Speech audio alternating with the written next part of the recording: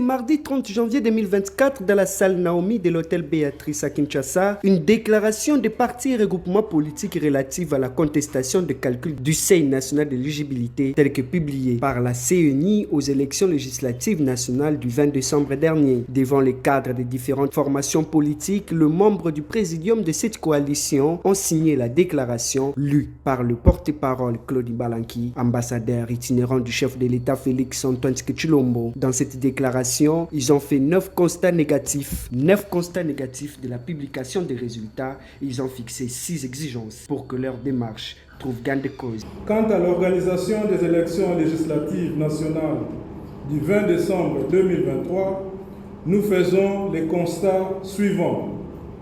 1.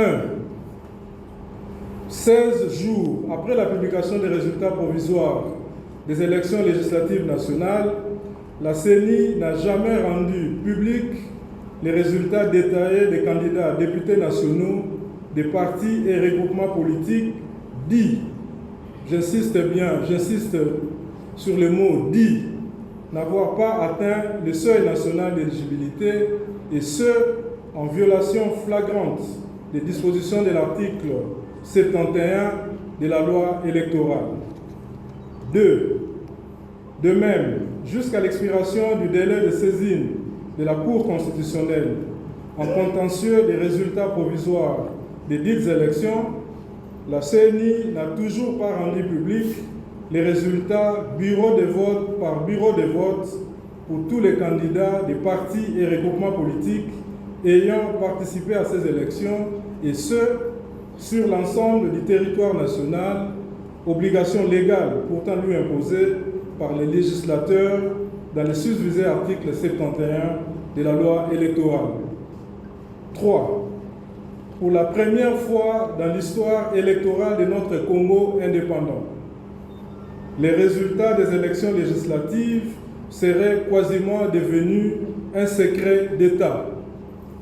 Ne sommes-nous pas en droit légitime de nous demander sur la nature du traitement particulier que serait en train de connaître les dits résultats avant d'être rendus tardivement publics? Eu égard au triste constat si haut indiqué, exigeons 1. Que préalablement à tout examen des requêtes soumises à la Cour constitutionnelle, la CENI publie impérativement les résultats des législatives nationales du 20 décembre 2023 dans leur intégralité, sans omettre aucun candidat par circonscription et par bureau de vote. Faute de quoi, nous serons en droit de croire que nos partis et regroupements politiques sont victimes des règlements de comptes politiques et exigeront que la Cour constitutionnelle déclare d'office que nous avons réalisé le seuil national d'éligibilité et de nous remettre dans nos droits dans toutes les circonscriptions électorales du pays où certains parmi nos candidats devraient être proclamés élus car dans un état de droit, la loi s'impose à tous et constitue les fondements de la République. Ça n'est suivi le jeu de questions-réponses entre les leaders du présidium de la coalition et les chevaliers de la plume. À la question de savoir au cas où la Cour constitutionnelle répondait favorable à leur démarche, quel serait l'avenir de la coalition, la réponse était simple. Nous resterons ensemble.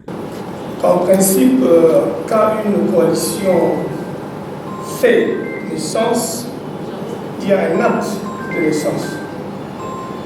Ici, il s'agit d'une coalition de fait pour l'intérêt qui est le nôtre.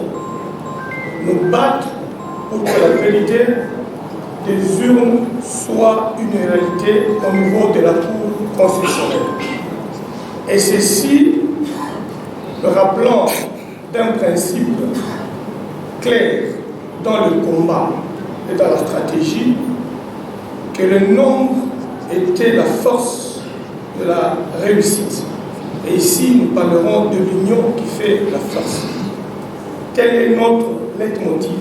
D'être ici à côté de nos aînés pour que nous puissions mener ensemble ce combat. Il s'est de signaler que cette coalition reste derrière la vision du chef de l'État, Félix Antoine Tshisekedi Tshilombo.